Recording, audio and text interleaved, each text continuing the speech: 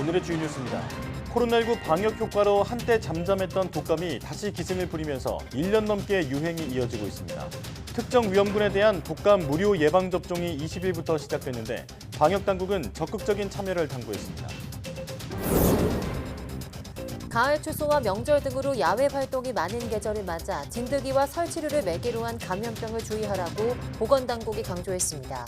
특히 진드기가 옮기는 쯔쯔가무시증은 지난해 같은 기간보다 7%나 늘었는데 산과 들에서 활동할 때는 반드시 긴 옷을 입고 귀가 후에는 물렸는지 여부를 잘 확인해야 합니다. 일론 머스크의 뇌신경과학 스타트업 뉴럴링크가 인간의 뇌에 컴퓨터 칩을 이식하기 위한 임상시험 참가자 모집을 시작했습니다.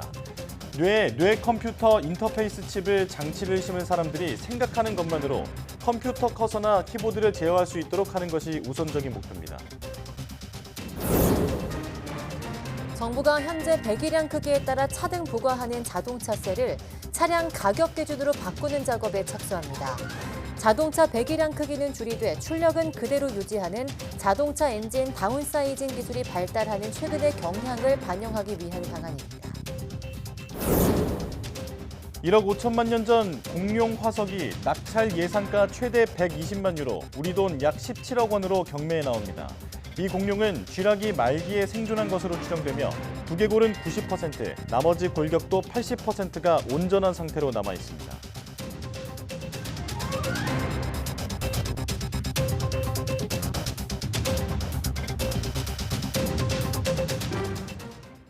여러분 안녕하십니까? 사이언스 투데이 시작합니다. 코로나19 방역으로 한때 잠잠했던 인플루엔자, 즉 독감 유행이 1년 넘게 이어지고 있는 가운데 올해 무료 독감 예방접종이 시작됐습니다.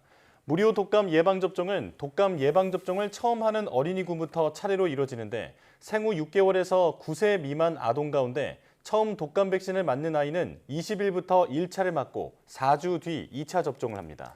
다음 달부터는 나머지 어린이와 임신부, 노인 등의 순서로 접종이 이루어집니다. 방역당국은 통상 환절기부터 시작해 갈수록 독감 유행이 심해지는 만큼 예방접종에 적극 나서달라고 당부했습니다. 올해 독감 유행주의보는 지난해 내려진 주의보가 1년간 지속되면서 해제되지도 않은 상태에서 지난주 다시 내려졌습니다.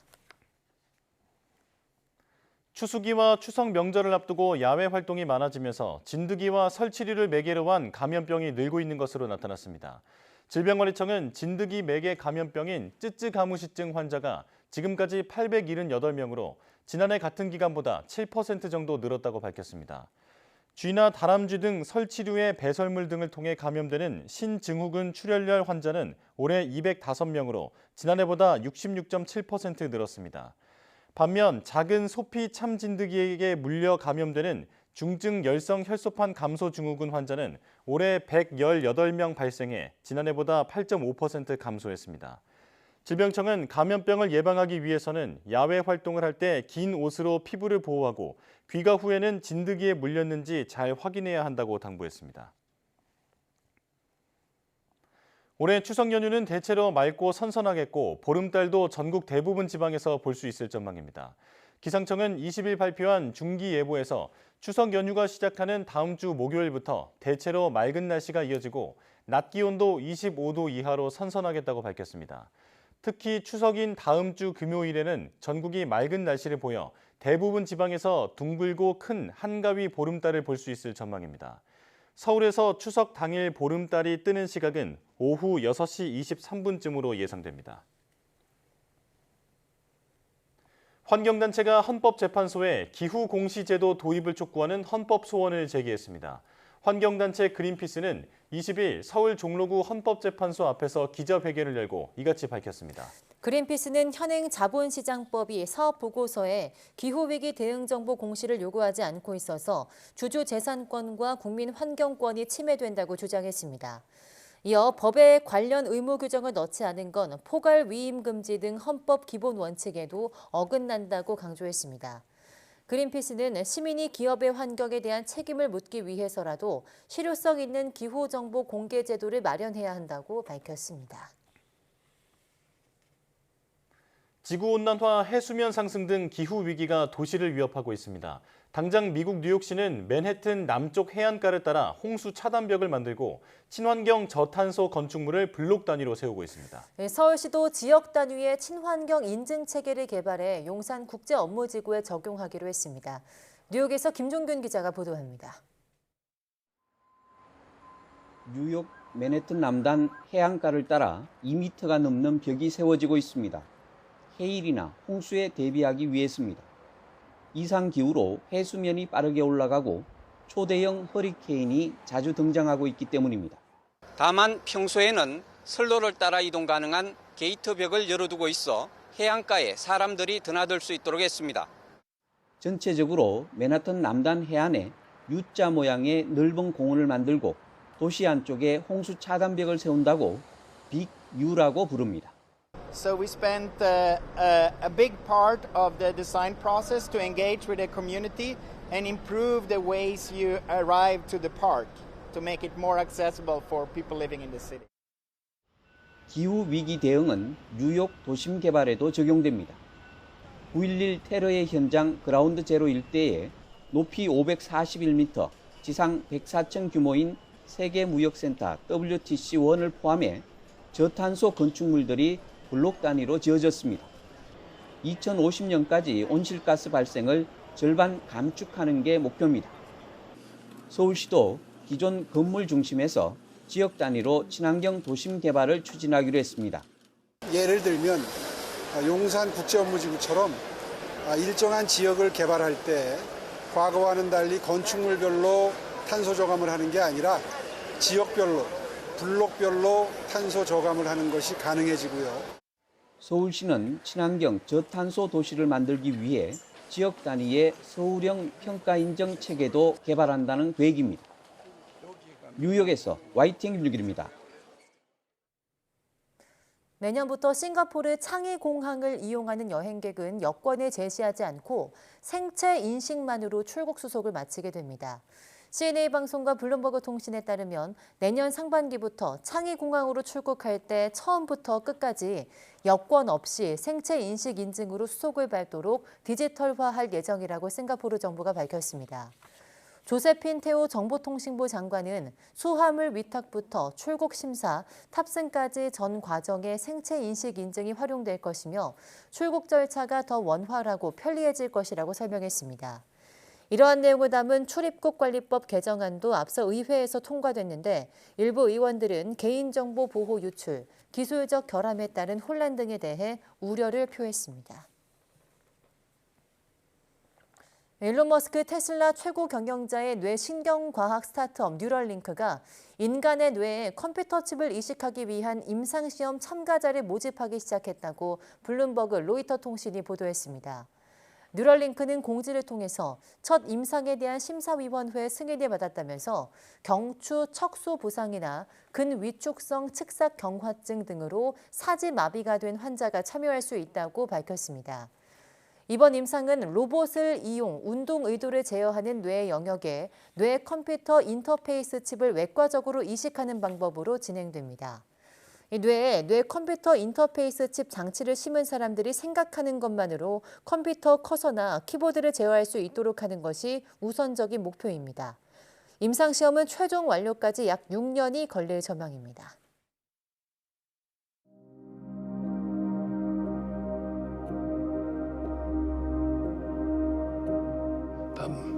Who exactly am I? 나 그 모든 거 잊어버리게 될 거야. 무슨 말인지 알아? 기억이 사라지면 영혼도 사라지는 거야. 나 무서워.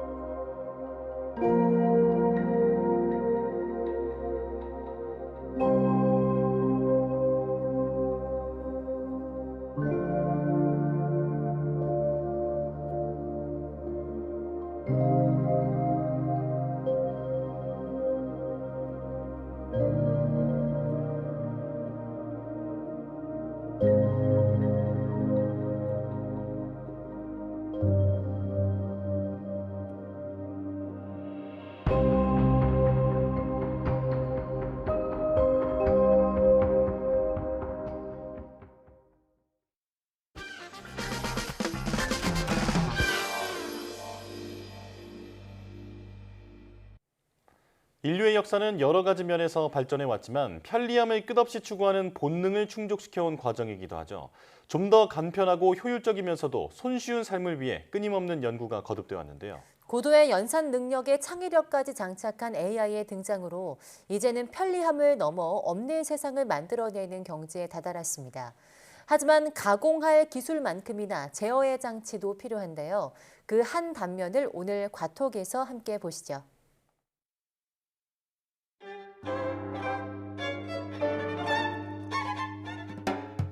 오늘 생활의 장인을 만나러 간 곳은 서울의 한 오피스텔.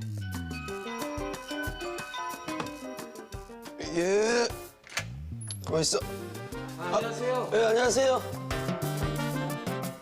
자취의 장인 한만렙 씨. 의외로 아기자기한 느낌의 집안. 곳곳에 장인의 취향이 묻어납니다. 그런데 도대체 어떤 점 때문에 그가 자취의 장인으로 불리는 것일까요? 아유, 좋다. 아, 나 이 TV를 좀 봐야 되는데. 리모컨이 어디 있냐? 저기 있네. 리모컨. 난 TV 좀 볼게.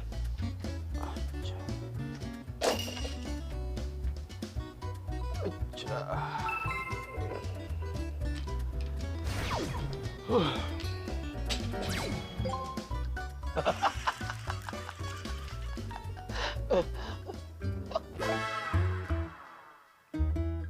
잠자리채가 집에 왜 있냐냐. 리모컨 잡으려고 샀지. 이런 게 제 생활의 일부니까. 그런데 잠시 후. 예, 여보세요?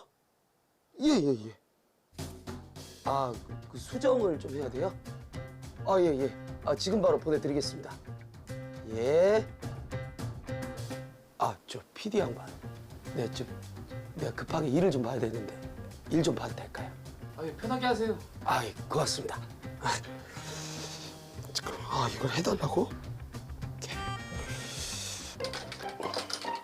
지금 뭐 하시는 거예요? 아, 예, 제가 업무 공간을 만들어야 돼서요. 잠시만요.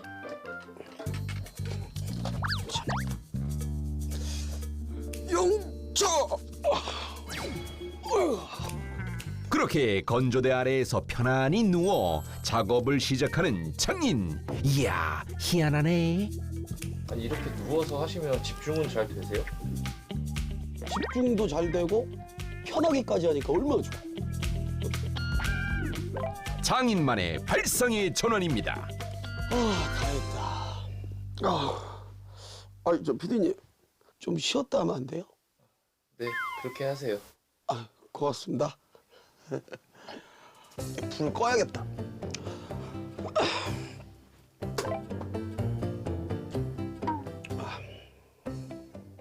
침대 위는 저만의 세상이에요.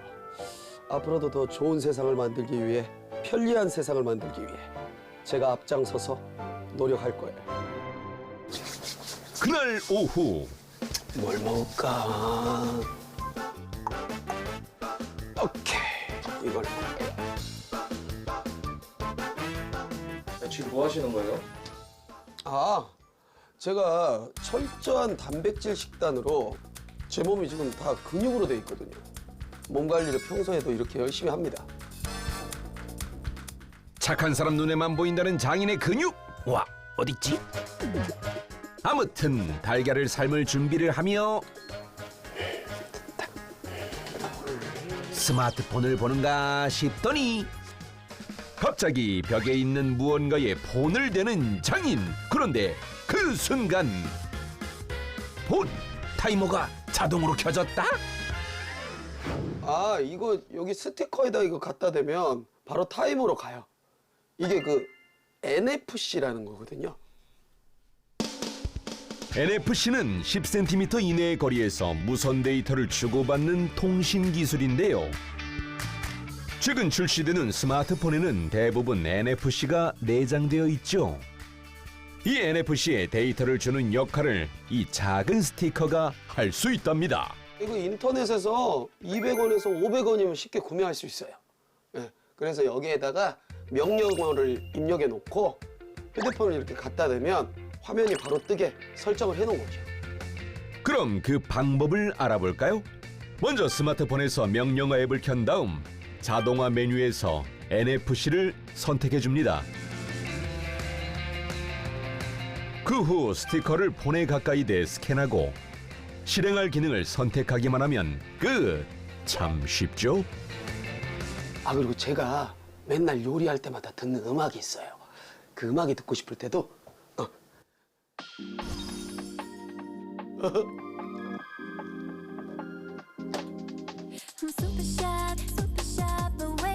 뉴진스 사랑해요. 당신대로. 그리고 잠잘 때도 이렇게 스티커에 딱 붙이고 떼기만 해도 와, 바로 기상시간 알람이 설정되네요. 굳이 뭐하러 여러 버튼 누르고 다닙니까? 그냥 대기만 하면 되지. NFC로 쉽고 빠르게 맞이한 식사 시간.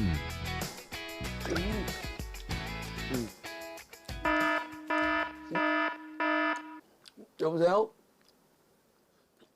소개팅 된다고? 잘 나온 사진을 좀 몇 장 보내달라고? 응, 알았어. 고마워. 잠깐만 있어. 왔어. 소개팅에 들뜬 장인 바로 사진첩을 뒤지기 시작하는데요.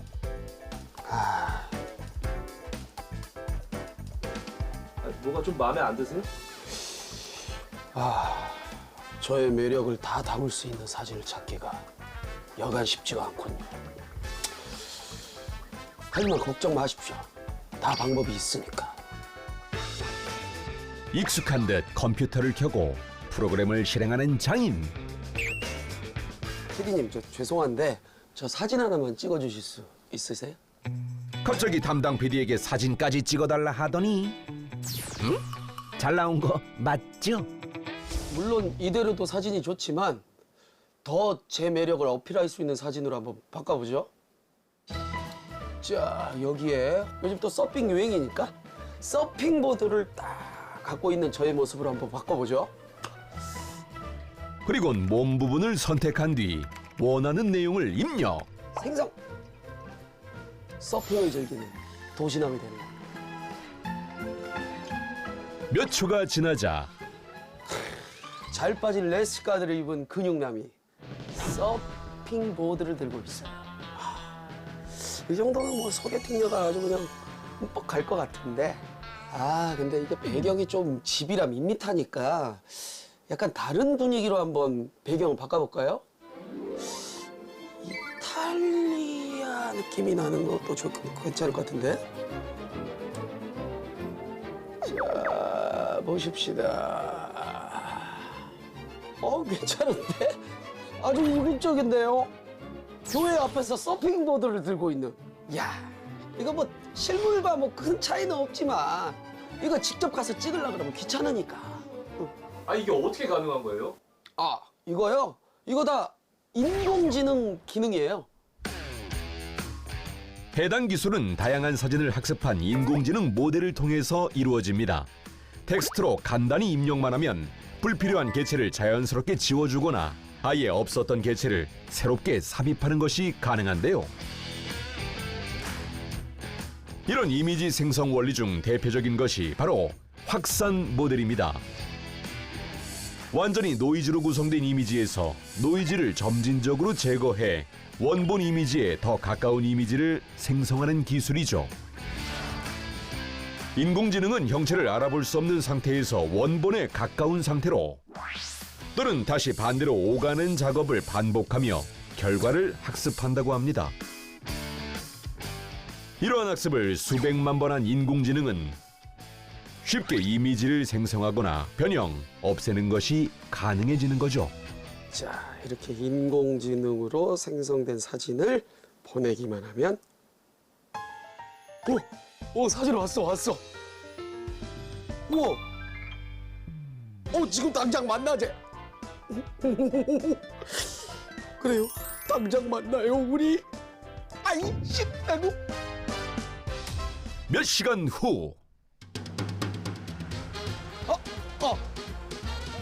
PD. 예. 오늘 멋있게 하고 오셨네요. 아이, 뭐 나름 꾸며왔죠. 오늘 또 귀한 자리인데. 기분이 좀 어떠세요? 너무 설레요. 그리고 아까 너무 아름다운 그 사진을 받아가지고 이쪽에 오신다고 그랬는데 여기 계시나? 어디 계시지? 그런데 그때 저건 뭐야? 누군가를 기다리고 있는 듯한 여성. 이쪽도 인공지능 기능을 과도하게 활용한 것 같은데 장인을 용케 알아보고 인사를 건넵니다. 날 보네? 왜 나 봐? 우씨. 우리 모두 기술을 악용하지 맙시다.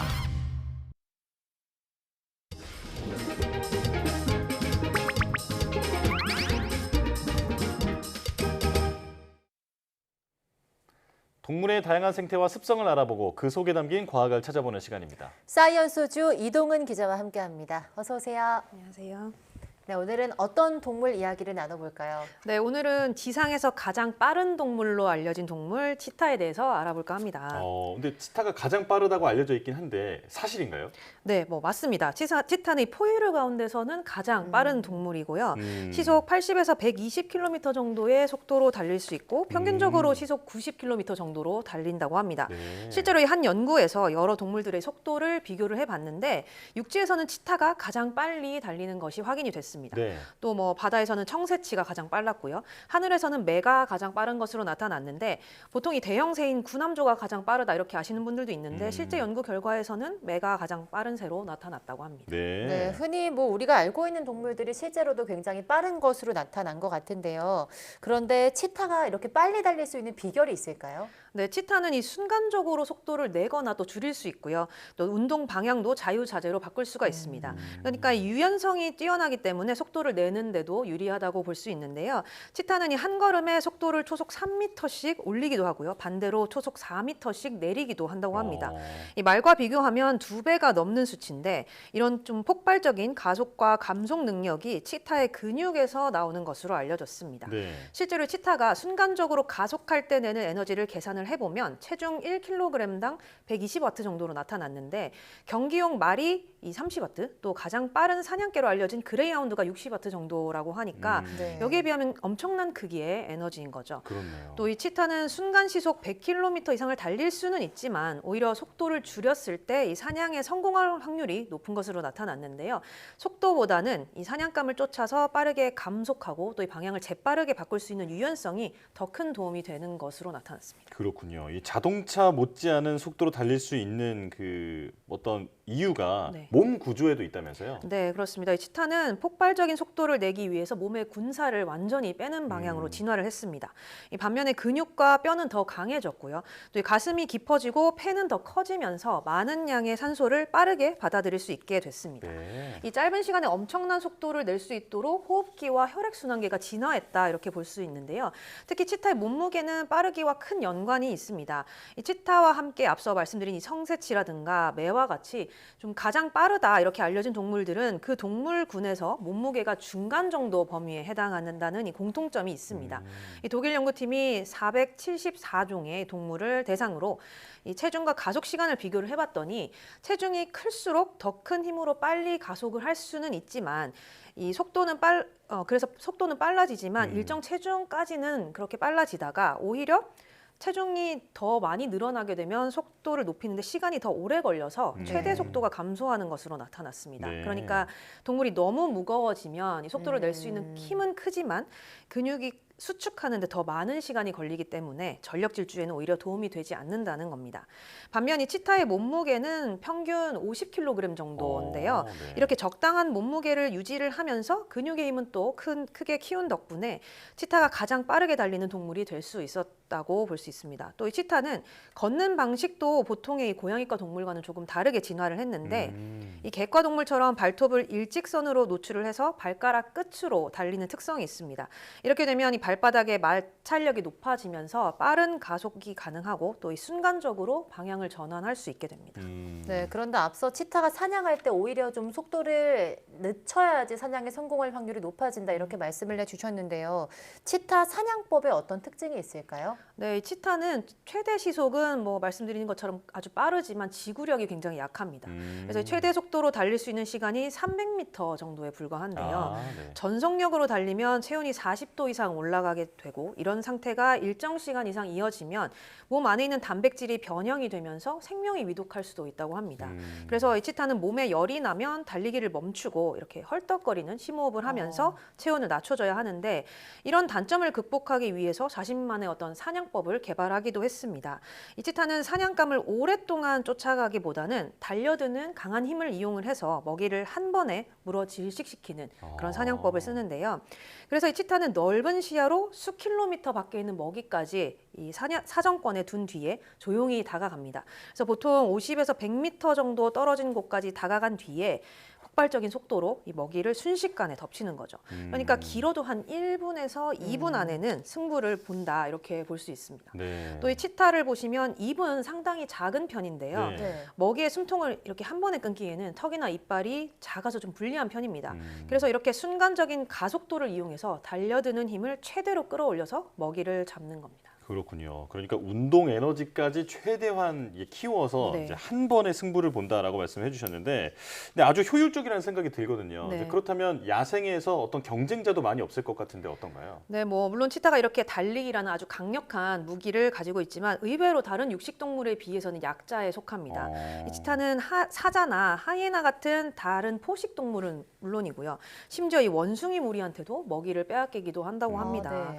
그래서 생긴 이 또 다른 습성이 있는데 주로 밤에 사냥하는 다른 육식동물과는 달리 치타는 낮에 사냥을 하고 밤에 잠을 잡니다. 예. 치타의 상징이라고 할 수 있죠. 얼굴에 있는 이 두꺼운 검은색 줄도 이런 습성 때문에 생기게 된 건데 검은 줄이 두 눈 안쪽에서 입가 쪽으로 가장자리 쪽으로 나 있는데 이 줄이 이 한낮에 내리쬐는 햇빛으로 인한 눈부심을 막아주는 역할을 해주는 겁니다. 보통 우리가 야구 선수들이 낮 경기를 할 때 눈부심을 막기 위해서 스티커를 붙이는 거 볼 수 있는데요. 네네. 아마 비슷한 역할을 한다고 볼 수 있을 것 같습니다. 정말 신기한 것 같은데 이야기를 네. 좀 듣다 보니까 치타가 생존을 위해서 몸의 구조 그리고 줄무늬 무늬부터 뭐 달리기 실력, 사냥법까지 정말 많은 부분을 적응해가면서 살아가고 있다 이런 생각이 좀 드네요. 네, 맞습니다. 이런 치타의 어떤 자연 적응을 가장 잘 볼 수 있는 것이 또 이 출산과 육아 과정인데 치타는 기본적으로 모계 사회를 이루기 때문에 수컷은 번식 후에 바로 떠나버리고요. 암컷이 홀로 새끼를 키웁니다. 그래서 이 어미 치타의 역할이 아주 큰데 어미 치타는 사냥도 혼자 하면서 새끼들도 지켜내야 되는 거죠. 네. 치타의 경우는 이 새끼가 어릴 때는 등에 솜털이 나 있는 것을 볼 수 있는데 이것도 이 어미가 숲을 사이에 새끼를 숨겨놔도 다른 동물의 눈에 잘 띄게 하지 않도록 진화한 결과라고 합니다. 네. 앞서 이 치타가 생태계에서 비교적 약자다 이렇게 말씀을 드렸는데 어미는 이 잡은 먹이도 지켜야 되고 또 새끼도 보호해야 되기 때문에 주변 경계에 엄청난 에너지를 쓸 수밖에 없다고 합니다. 이런 노력에도 불구하고 사실 이 새끼 치타들의 사망률이 아주 높다고 하는데 이 사자나 표범, 뭐 독수리 등이 새끼 치타의 목숨을 호시탐탐 노리고 있다고 합니다. 예. 그래서 이 치타는 태어난 지 몇 주 안에 죽을 확률이 90%에 달하고요. 또 이 가운데 78%는 이런 대형 포식자들에게 잡혀 먹는 경우가 대부분이라고 합니다. 아, 그렇군요. 이제 말씀을 들어보니까 좀 안타까운데 네. 그만큼 그 어미의 모성애가 아주 강할 것 같아요. 네, 뭐 이런 모성애를 보여주는 예로 어미 치타는 먹이를 먹는 방식도 바꾸면서 생활한다 이런 연구 결과도 있는데 보통 이 치타가 사냥한 뒤에 다른 동물한테 먹이를 뺏길까 봐 가급적 빨리 먹이를 먹어치우는 그런 습성이 있습니다. 예. 그런데 어미는 우선 새끼의 안전을 충분히 확보를 해야 되기 때문에 다 새끼가 먹은 다음에 천천히 먹이를 먹기도 하고요. 더한 경우에는 아예 먹이를 포기하는 경우도 많다고 합니다. 또 실제로 치타는 모성애가 상당히 강해서 새끼를 지키기 위해서는 뭐 목숨을 바치는 경우도 많이 발견할 수 있다고 합니다. 아, 네. 네, 치타가 굉장히 빠르고 굉장히 강한 동물이다 이렇게만 생각을 했는데요. 그 뒤에 숨겨진 또 애환도 있는 동물이지 않았나 싶습니다. 이동은 기자와 함께했습니다. 오늘 말씀 고맙습니다.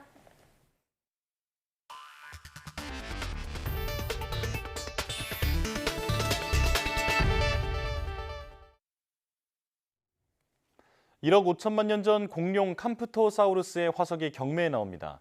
영국 BBC 방송과 로이터 통신에 따르면 경매는 다음 달 20일 프랑스 파리에서 열리며 낙찰 예상가는 최대 120만 유로, 약 17억 원으로 제시됐습니다.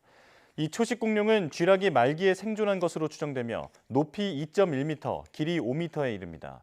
경매 관계자는 공룡의 두개골은 90%, 나머지 골격도 80%가 온전하다고 밝혔습니다. 이 공룡은 1990년대 미국 와이오밍주에서 고생물학자 베리 제임스가 발견해 베리로 불립니다. 공룡 화석 경매는 매우 드문 일인데 지난 4월에는 티라노사우루스 렉스의 화석이 스위스에서 경매에 나와 개인 수집가에게 약 80억 원에 낙찰된 바 있습니다. 아시아개발은행 ADB가 올해 한국 경제 성장률에 대해 기존의 1.3% 전망치를 유지했습니다. ADB는 한국 경제에 대해 수출 증가 등 상방 요인이 있지만 고금리로 인한 소비와 투자 제약 등 하방 요인도 혼재하고 있다며 올해 성장률을 지난 7월과 같은 1.3%로 유지했습니다.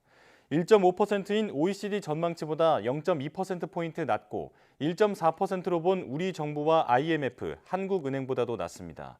내년 성장률로는 종전과 같은 2.2%를 전망했습니다. 국제유가가 다시 오르면서 다음 달부터 적용될 4분기 전기요금이 관심입니다. 한전의 재무 상황을 봐서는 요금을 올려야 하지만 쉽지 않아 보입니다. 보도에 박홍구 기자입니다. 한전은 4분기를 앞두고 전기요금 산정을 위한 기초자료를 정부에 제출했습니다. 하지만 이번 달 기한 내에 4분기 전기요금이 결정되기는 힘들 것으로 보입니다. 전기료 인상이 불가피하지만 물가 상승에 미치는 영향이 커서 정부는 신중할 수밖에 없습니다. 올해 이미 2차례 전기요금을 올렸지만 고환율과 연료비 상승 때문에 한전의 재정 상황은 여전히 어렵습니다. 발전사에서 전기를 구입한 가격과 소비자에게 파는 가격의 차이가 6월엔 31원까지 올라갔으나 7월엔 7원대로 떨어졌습니다. 여기에다 최근 국제 유가가 급등하고 동절기를 앞두고 국제 LNG 가격도 올라갈 것으로 보여 4분기에는 전기를 팔면 팔수록 손해가 커지는 역마진 구조가 재현될 것으로 보입니다. 우리나라에 들어오는 천연가스는 유가 연동형으로 상당히 많이 들어오기 때문에 그 유가가 오르면 국내에 들어오는 천연가스 가격도 오르게 되어 있습니다. 결국 그 한전의 전력 구입비가 4분기에는 크게 늘어날 수밖에 없는 구조이고요. 더구나 내년 4월 총선까지 앞두고 있어 추석 연휴 전에 전기요금 인상을 발표하기는 쉽지 않아 보입니다. 올해 초 난방비 폭탄 이후 2분기 전기요금은 한 달 반이나 인상이 지연됐고 한전 사장이 물러나는 등 진통을 겪었습니다. 하지만 현재 한전의 누적 적자는 48조 원에 달해 연말로 갈수록 채권 발행을 통한 자금 조달에 차질이 생길 수 있습니다. 한전이 발표한 25조 7천억 원 규모의 자구안도 사실상 진행된 게 없어 전기요금 인상 외에는 답이 없습니다. 결국 4분기 전기요금은 국민 여론과 국제 에너지 가격 흐름을 살펴보며 막판까지 고심을 거듭하다 소폭 인상에 그칠 가능성이 커 보입니다. YTN 박홍구입니다. 정부가 내년부터 기초생활보장 수급자 기준을 완화해서 대상자를 더 늘리기로 했습니다. 생계급여를 받는 사람을 3년 동안 21만 명 늘리는 등 빈곤 사각지대를 줄인다는 계획입니다. 조용성 기자입니다. 제3차 기초생활보장 종합계획은 수급자 문턱을 낮추는 데 주력했습니다. 우선 저소득층의 기초생활을 보장하는 생계급여 기준액을 중위소득의 30%에서 35%로 단계적으로 확대하기로 했습니다. 생계급여 대상자를 늘리는 건 2017년 이후 7년 만입니다. 먼저 내년에 32%를 올리면 1인 가구의 생계비는 최대 71만 원, 4인 가구는 183만 원까지 받을 수 있습니다. 또 일 때문에 수급 대상에서 탈락하지 않도록 2000cc 미만 자동차가 생업용으로 쓰이면 재산으로 산정되지 않도록 기준이 완화됐습니다. 이렇게 되면 3년 동안 21만 명이 더 생계급여를 받게 됩니다. 의료급여도 중증장애인 부양의무자 기준을 완화합니다. 내년부터는 가족 중에 중증장애인이 있다면 부양의무자가 있는지 따지지 않고 의료급여가 지급되고 입원하지 않아도 받을 수 있는 재가 의료급여 사업은 73곳에서 전국 228개 시군구로 확대됩니다.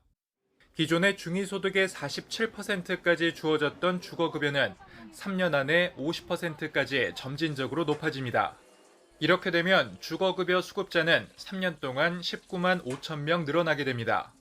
저소득층의 사교육비 지출 부담을 줄이기 위해 교육급여 역시 인상합니다.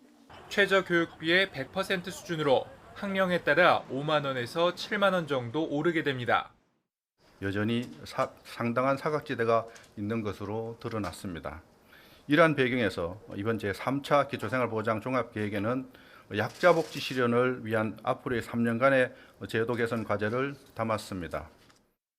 보건사회연구원에 따르면 아직 생계급여나 의료급여를 받지 못하는 빈곤층은 66만 명에 이릅니다.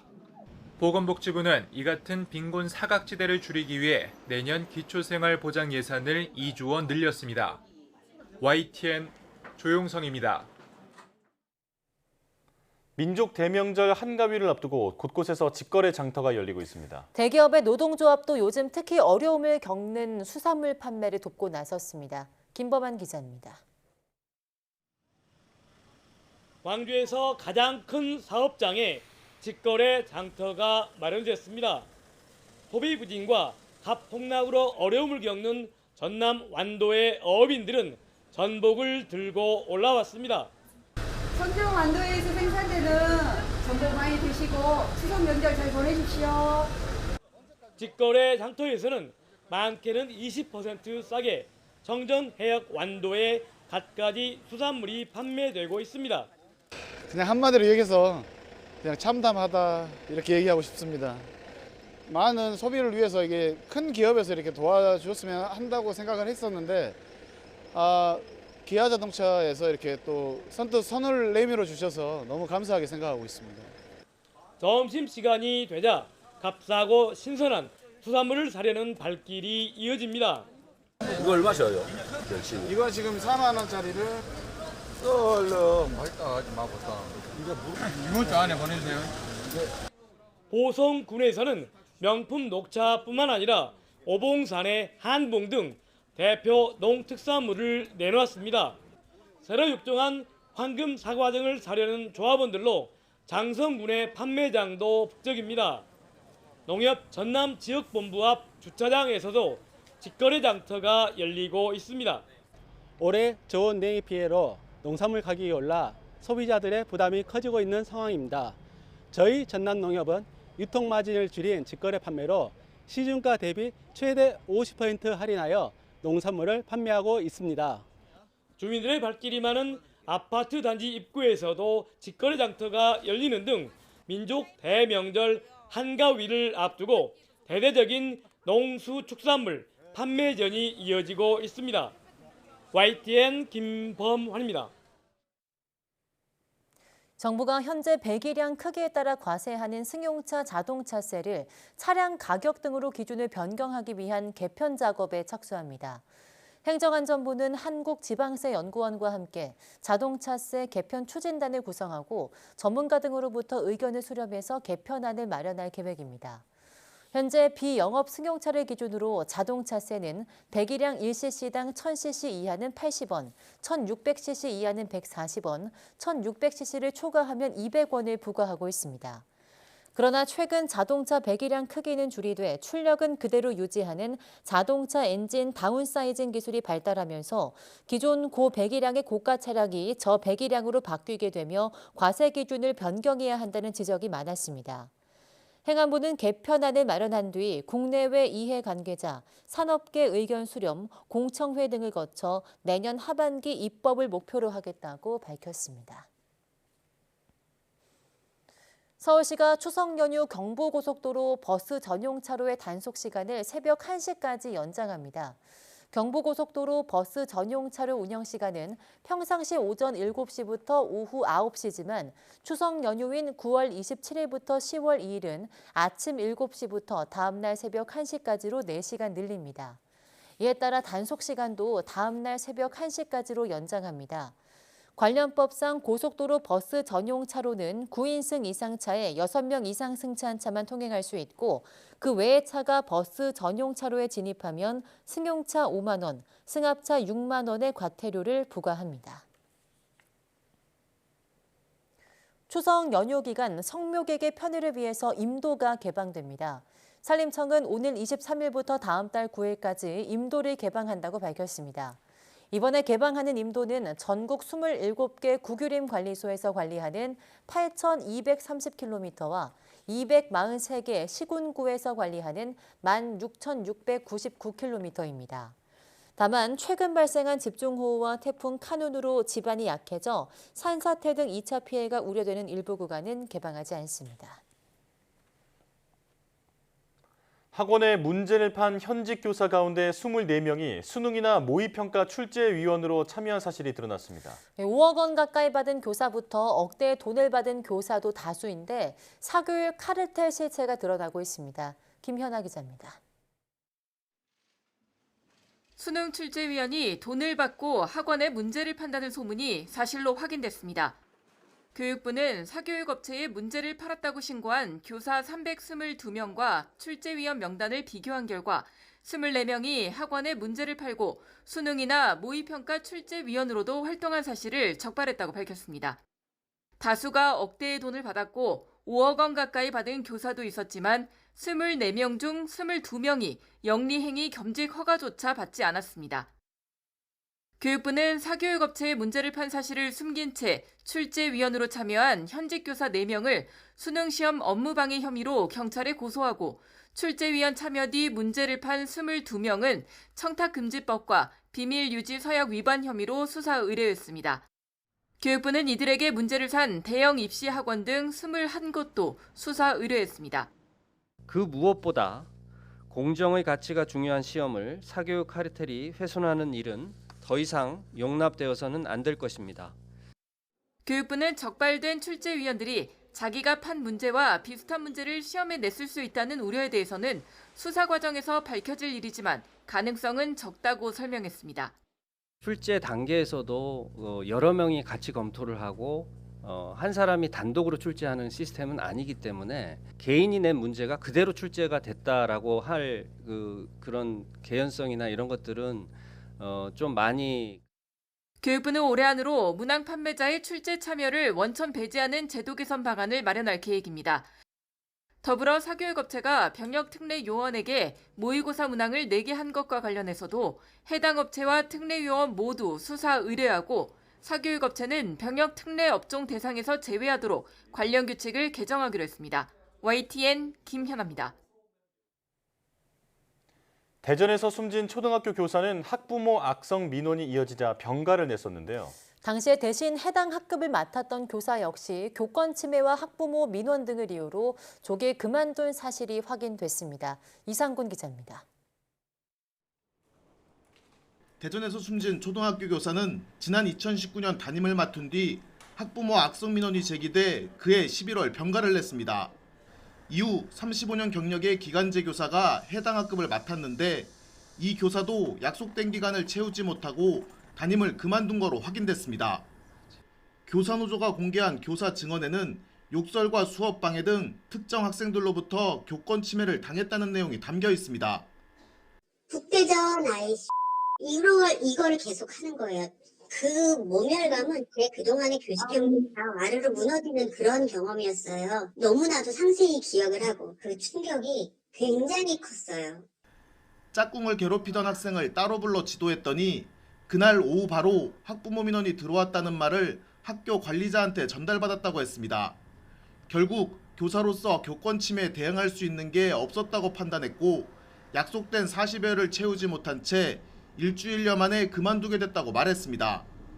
이런 무능감 속에서 내가 교사로서 나를 반드시 세워서 얘네들 앞에서 수업을 진행할 수 없다라는 생각이 들었어요. 대전 교사노조는 이 같은 교권 침해를 숨진 초등학교 교사 역시 당했을 거라고 주장했습니다. 그런데도 아무런 보호를 받지 못해 숨진 거라면서 고인의 사망이 개인 문제가 아니라 모순된 교직사회가 만든 사회적 죽음이라고 강조했습니다. 학생으로부터의 교권 침해, 악성 민원, 미온적인 관리자의 태도, 학교의 구조적인 문제들이 얼마나 선생님들에게 큰 부담, 스트레스, 악영향을 미치는지 우리는 알 수 있다고 생각합니다.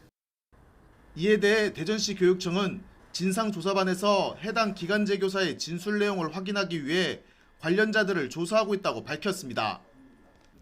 교사노조는 오는 21일 국회에서 기자회견을 열고 철저한 진상규명과 고인의 순직 인정을 촉구할 계획입니다. YTN 이상군입니다. 앞으로 지상파 방송사뿐 아니라 종합 편성 채널과 보도 전문 채널도 복권 추천 방송을 맡을 수 있게 됩니다. 기획재정부 복권위원회는 복권위원회를 열고 이런 내용의 차기 복권 수탁 사업자의 복권 추천 방송사 선정 추진 방향을 심의 의결했습니다. 이에 따라 지상파 방송 사업자로 제한돼 있는 조달청 복권 추천 방송사 입찰 참가 자격이 내년부터 2028년까지 종합 편성 채널과 보도 전문 채널 사업자로 확대됩니다. 현재 로또 추천 방송은 MBC가 하고 있습니다. 기재부는 조사 결과 종편과 보도 채널이 복권 방송 사업자로 선정되더라도 큰 차이 없이 대부분 가구가 방송을 시청할 수 있는 것으로 파악됐다고 취지를 밝혔습니다.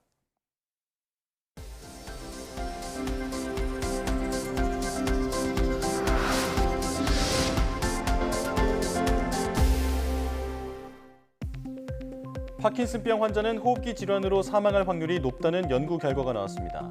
가톨릭대 의대 여의도 성모병원과 숭실대 공동연구팀은 2010년부터 2019년 사이 파킨슨병으로 진단받은 40세 이상 8천여 명과 파킨슨병이 없는 대조군 4만 1천여 명의 자료를 비교 분석한 결과 이렇게 나타났다고 밝혔습니다. 연구 결과 파킨슨병 환자의 경우 대조군에 비해 호흡기 질환으로 사망할 위험이 3배 이상 컸고 감염병으로 사망할 확률도 2.7배 가까이 높았습니다. 연구팀은 파킨슨병의 특징 증상 중 하나인 삼킴 장애의 영향으로 환자들에게 폐렴 등 급성 호흡기 증후군이 발생할 위험이 특히 크다고 설명했습니다. 알코올이나 약물과 같은 중독성 물질에 의존하는 부모의 자녀는 지적장애 발생 확률이 높다는 연구 결과가 나왔습니다. 스웨덴 카롤린스카 의대 연구팀은 스웨덴에서 태어난 아이들 194만여 명의 부모의 자료를 분석한 결과 이렇게 나타났다고 밝혔습니다. 연구 결과 아이가 태어나기 전 부모 중 한 명이 중독성 물질에 의존해서 벗어나지 못한 경우 아이가 지적장애를 가질 가능성은 그렇지 않은 아이들보다 2.3배 높았습니다. 특히 알코올의 경우 이러한 연관성이 더 높았는데 임신 중 알코올에 의존하던 엄마에게서 태어난 자녀는 지적장애가 나타날 위험이 5배나 더 큰 것으로 나타났습니다. 국내 연구진이 국산 밤꿀의 항바이러스 효과를 과학적으로 규명했습니다. 한국한의학연구원 최장기 박사팀은 밤꿀이 대표적인 독감 바이러스인 인플루엔자 A 바이러스의 감염을 억제한다는 사실을 확인했다고 밝혔습니다. 연구 결과 면역세포 실험에서 밤꿀은 인플루엔자 A 바이러스 감염을 62.2% 억제했고 동물 실험에서는 밤꿀을 투여한 쥐의 생존율이 60% 높아졌습니다. 또 밤꿀을 섭취한 생쥐의 경우 비장에서 면역세포인 NK세포 활성이 4.6배 증가했고 혈청에서 선천 면역인자인 인터페론 베타가 4.3배 증가한 것으로 나타났습니다. 국내 연구진이 기존 방법보다 10배 이상 정밀하게 생체 신호를 측정할 수 있는 AI 영상 분석 기술을 개발했습니다. 카이스트 윤영규 교수팀은 별도의 학습 데이터 없이도 형광 현미경 영상의 신호대 잡음비를 10배 이상 개선해 생체 신호를 정밀 측정할 수 있는 기술을 개발했다고 밝혔습니다. 서포트라 이름 붙인 이 기술은 형광 이미징 장비를 사용하는 연구자들이 별도의 학습 데이터 없이 쉽게 쓸 수 있어 다양한 생명 현상 규명에 폭넓게 활용할 수 있습니다. 또 형광 현미경 영상 내 생체 신호의 정밀 측정을 위해 개발됐지만 일반적인 타임랩스 영상을 품질을 높이는 데도 활용 가능하다고 연구팀은 설명했습니다.